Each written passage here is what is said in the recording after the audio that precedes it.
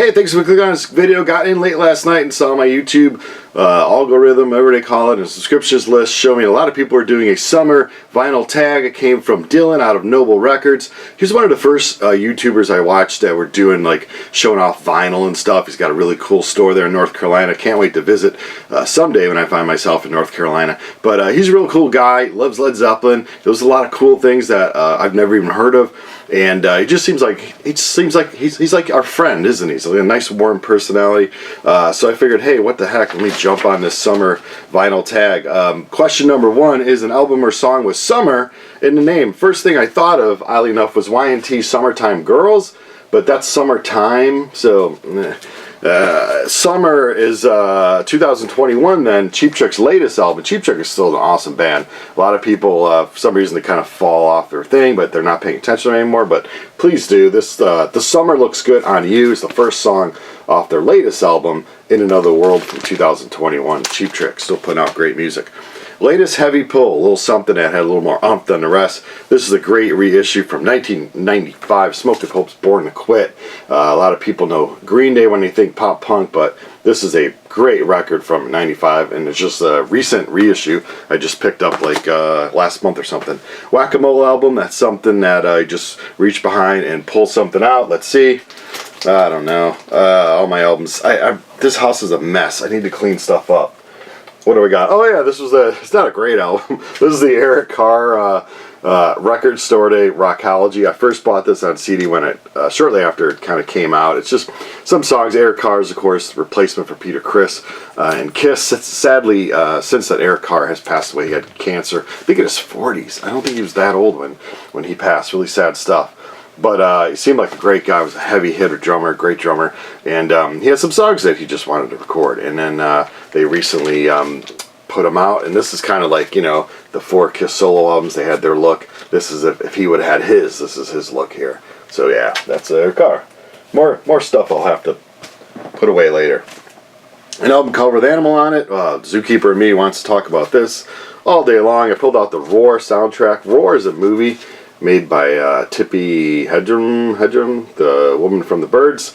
Horrible movie she made, but this has a black leopard on it. And the reason why I pulled this one is a lot of people think Black Panther. We say Black Panther, but no. Leopards come in the spotted kind, the regular kind, and also the black kind. Now the black kind also have spots on them as well. I think some areas about 20% of the leopard population will be the black leopards, and in other areas, I think in like in Southeast Asia, it's a little higher. They get more black leopards than the other common colored leopards that you'll see. But Roar soundtrack, black leopards, support animal conservation. Let's keep all the big cats out there as long as we can.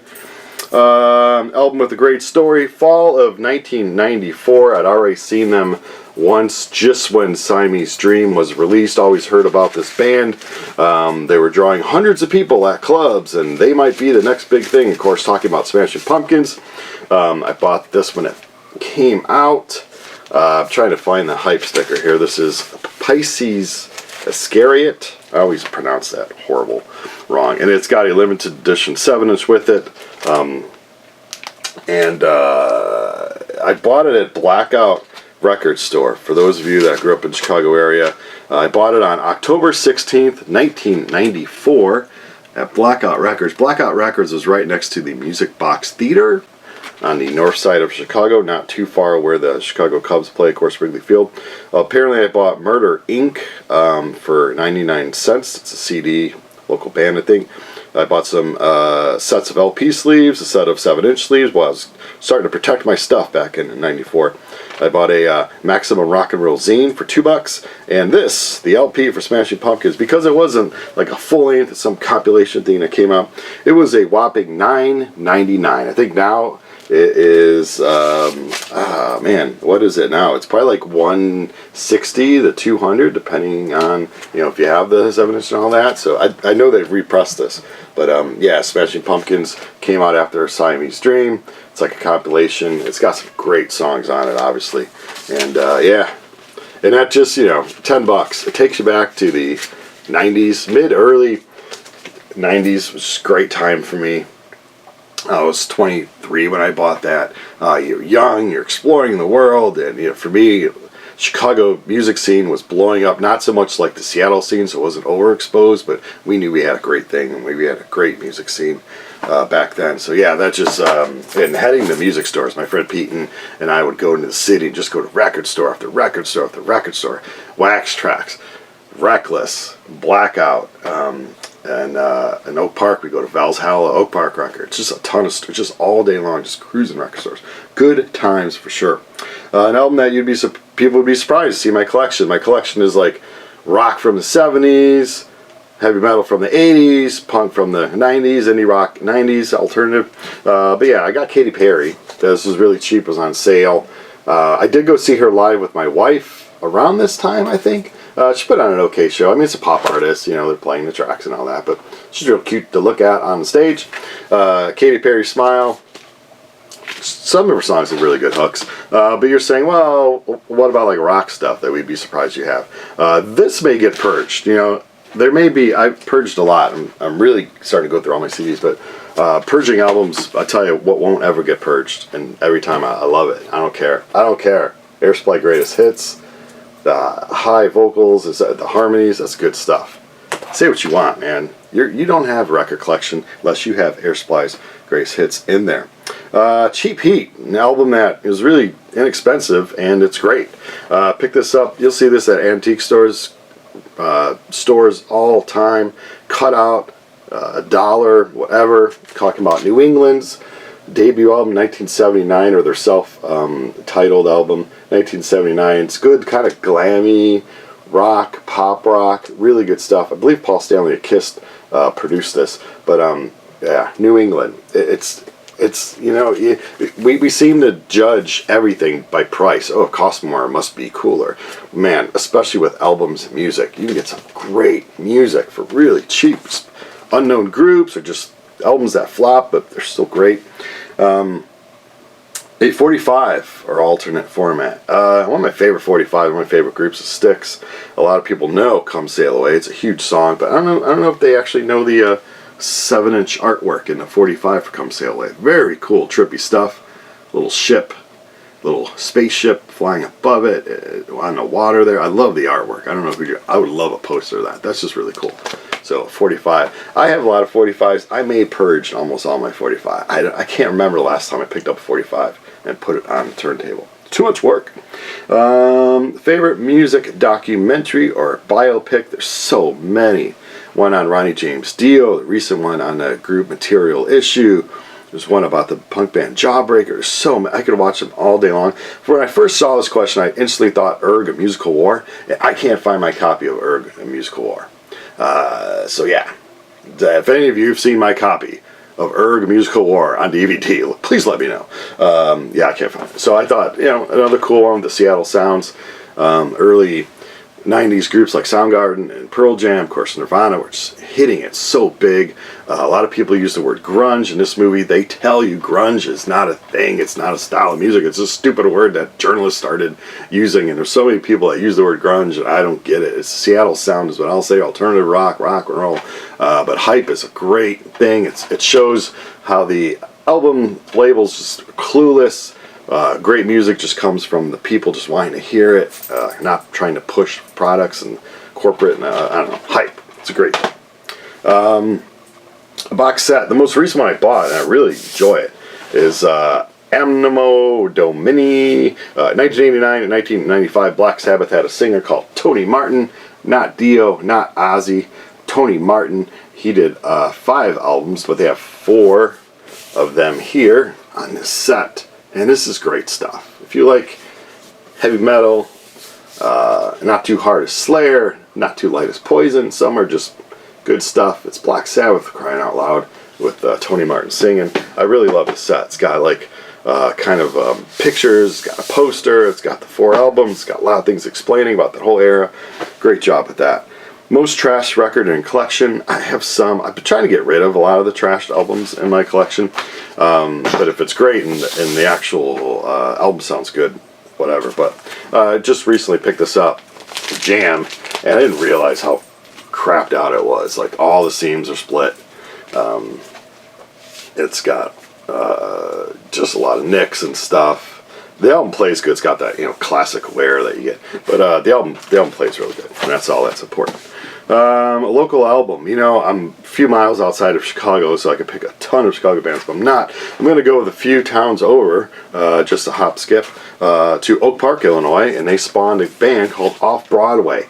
Here in the Chicago area, we heard Full Moon, Turn My Head, Round and Round, and Stay in Time all the time on our rock radio stations like The Loop and MET and all that.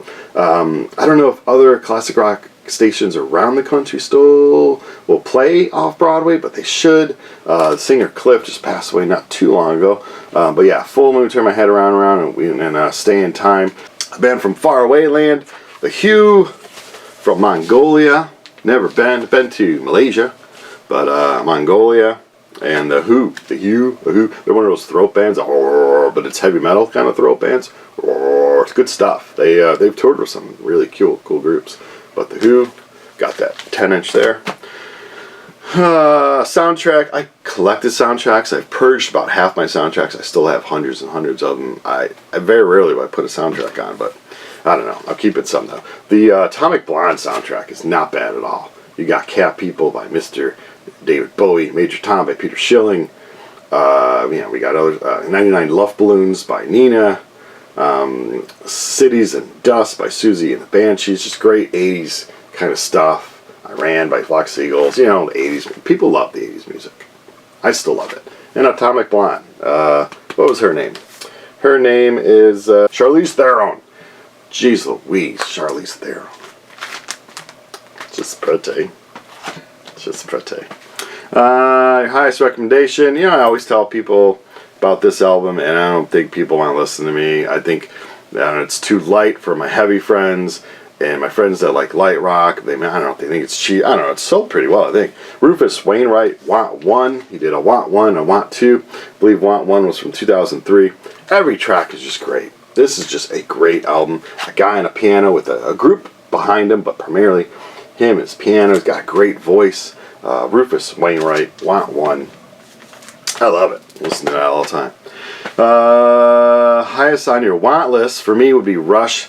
Test for Echo, 1996. It's the only vinyl from Rush I need to complete my vinyl collection. Rush, whoever works for them, does a horrible job in repressing their later stuff. It's like worth $250 or something. It was reissued in 2015 on vinyl, and I actually had it in my hand, but they had reissued a few things at that time, so I picked it up and I left that be. And because I figured, well, it's not one of their more popular albums, but oh my god, yeah, you got to pay like $250 more for that album. It came out in '96, CD. Came out in 2015, like I said, repressed. But Rush, Test for Echo, I'd love to get that. Channel shout out, Zep Pearl channel here in the Chicago area. Zep Pearl, he goes to a lot of shows, which is great. Love to support people that are supporting live music all the time, and he'll post all the shows he goes to. He does this really cool thing in his channel where he'll take you back in time to a show that he saw, and so he'll do like a review of a show that he saw like in '83 or something, like a Scorpions show or ACD. He's went to really great shows way back when, so yeah, I love his channel.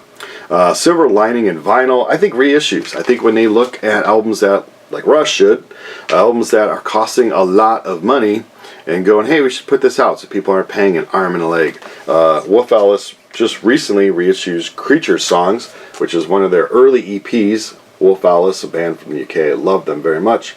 They just put this out as a reissue, but when it originally came out, of course, got swamped up. The group was on their rise. People were eating up all their albums there, and this was a 10-inch EP. And yeah, so I didn't want to pay $100 or something. I'd just rather pay like 20 something. So yeah, reissue. It should be a corporation. I'll be the CEO. What we'll do is we'll look for all the albums that are worth a lot of money, and then we'll reissue them. And it's not going to kill the value. That people always want OPs, but they'll be a nice company. We'll just reissue things all the time. Brian's Funhouse record label. A steal of a deal. Well, for free, I had a friend of mine, and she moved out of state, and this was I don't even know, late 90s or perhaps early 00s, I forget. and she just didn't want her albums anymore. It's a pain in the butt. I get it. And any of you out there, it is a pain to move records. I have a video on how hard it is to move records. You don't want to move your record. Just drop them off here. Brian's Funhouse. Put them on the porch. You don't want your records anymore. Everyone watching this, you don't want your records anymore. Just drop them off. So for free, and in the pile there was like Jesus and Mary Chain, Susie Sue. But yeah, this one here, REM. Fables of the Reconstruction from 85. It's their third one. Steal of a deal, because that's probably worth like 20 something now, but yeah, you love early REM. Early REM is great stuff. But for free, back in the day, kids, there used to be a time where people like, I don't want my records anymore. Here. It's kind of like that with CDs now. But alright, let's end this stuff here with the promo. I have some white label promo music stuff, but what I thought all around promo, well, this is a promo stamp of the heavy metal, you know, the classic cartoon movie of the 80s, early 80s, heavy metal, one of the greatest soundtracks of all time. Black Sabbath, Sammy Hagar, and Cheap Trick, and Devo, and oh, good stuff, Journey. Yeah, so that's that, but a true all-around, what can you do? Not for sale. Don't sell this. I'm not selling this. I just bought it. Don't put me in the slammer. 1981 heavy metal 16-minute radio special. So this is pretty cool. Got the classic artwork of the girl and the bird. But yeah. Alright, well that's it. Thanks again for all you putting out this summer vinyl tag thing. I love watching these videos. And thanks for watching.